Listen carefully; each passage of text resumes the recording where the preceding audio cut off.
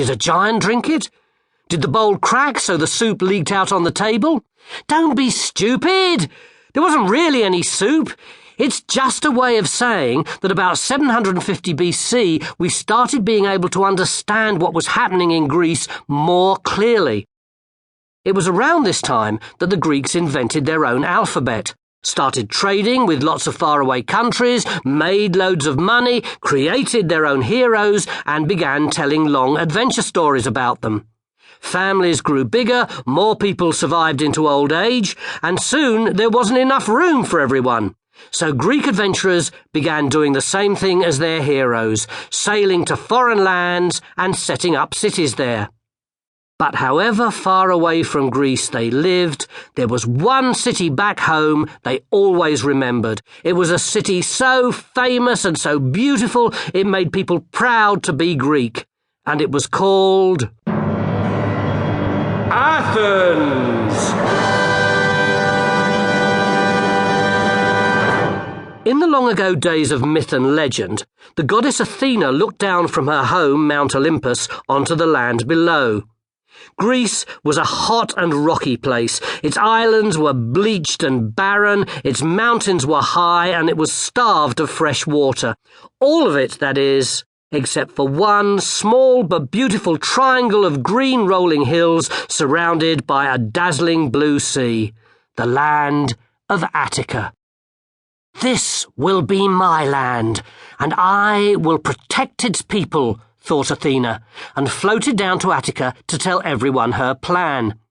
But the gods of Greece were an argumentative bunch, and no sooner had she drawn breath than a vast waterspout rocketed out of the sea, and on its crest, riding a giant tuna fish, appeared her uncle Poseidon, god of the oceans.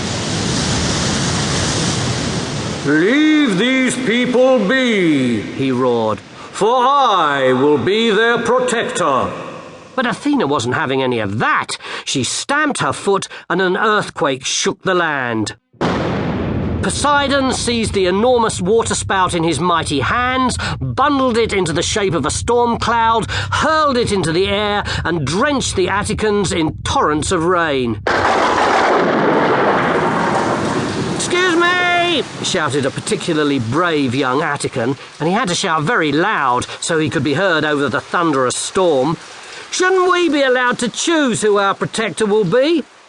And as both gods seemed too surprised to reply, he added, "Maybe if each of you gave us a really good present, it would help us decide." "It would," agreed the other Atticans, furiously nodding their heads. "It definitely would." Next morning, they awoke to the sound of bubbling water, and when they opened their front doors, they could see a brand new sparkling fountain in the shape of a big tuna in the middle of the town square. "This must be Poseidon's gift," they said. "How handy, fresh water whenever we need it." And they raced to the fountain with their cups and mugs and saucepans and started to drink. "Rah!" they went.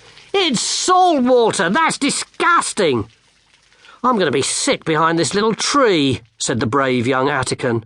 "What little tree?" demanded his sister. "There's no tree here." But she was wrong. There was now. It was Athena's present. It had olive-coloured leaves and olive-coloured berries, and was in fact an olive tree. "Olive oil!" exclaimed the brave Attican, quite forgetting how sick he'd been feeling. "That's what we'll make from now on. We'll rub it on our bodies to keep our skin smooth. We'll cook with it to stop our onions from burning. We'll make perfume with it so our armpits don't smell. And we'll burn it in our lamps so we can see at night. What an amazing present!" "Thank you, Athena!" shouted the Atticans. "In return, we'll call our town Athens, and we shall be known as the Athenians." Up on Mount Olympus, Athena smiled. From now on, she'd make sure Athens was the most powerful, happening city the Greeks had ever seen.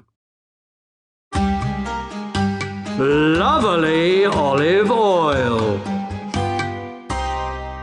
The Athenians loved olive oil. They even gave it as prizes in their athletic games. Winners of chariot races took home 5 tons of olive oil. That's more than 10,000 bottles.